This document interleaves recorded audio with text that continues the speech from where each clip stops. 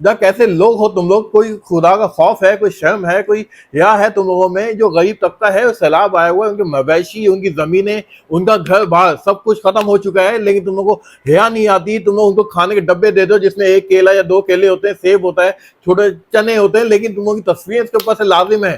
तस्वीरें तुमने अपनी लगानी है, कोई खौफ करो। और बता रहे हो कि ये कौन है, ये मरियम नवाज है। ओ भाई, ये सियासतदान, यकीन माने पासा का नसीब है कि इस तरह के सियासतदान हम पे मुसल्लत हैं।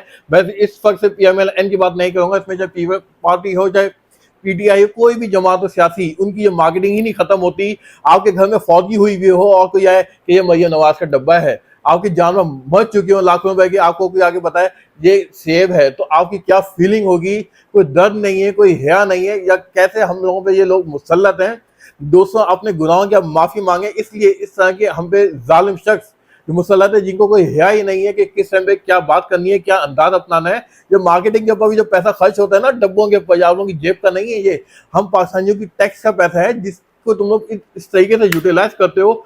शर्म ही नहीं आती भाई? डैम बनाओ, चीजें बनाओ कि इसकी नौबत ही ना है, इसकी नौबत ही ना है। इस्लाम तो ये कहता है कि आप एक हाथ से मदद करें तो दूसरे हाथ को उसका पता ना चले। इस्लाम हमें इस चीज का दर्श देता है, लेकिन तुम लोगों की हया ही नहीं होती।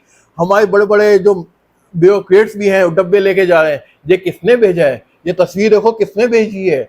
रट्टा लगवा दो उनको, लिया के स्कूलों में रट्टा लगवा दो, उनको याद करवा दो कि भाई ये मरियम नवाज ने भेजी है, ये पीपल्स पार्टी ने भेजी है, ये मुराद अली शाह ने भेजी है, या पीटीआई के किसी बंदे ने भेजी है। और भाई हमें माफ कर दो, हमें यकीन मानो माफ कर दो। इस तरह की हरकतें ना करो। ये दुनिया खत्म हो जाएगी, जैसे भी ये खत्म हो जाएगी। आखिरत के अंदर जो जिस लेवल का है, जो जिस रुतबे पे बैठा हुआ है, उसकी पकड़ बिल्कुल उसी तरीके से होगी। ये खुदा को सोच लो और अपने गुनाहों की माफी मांगो।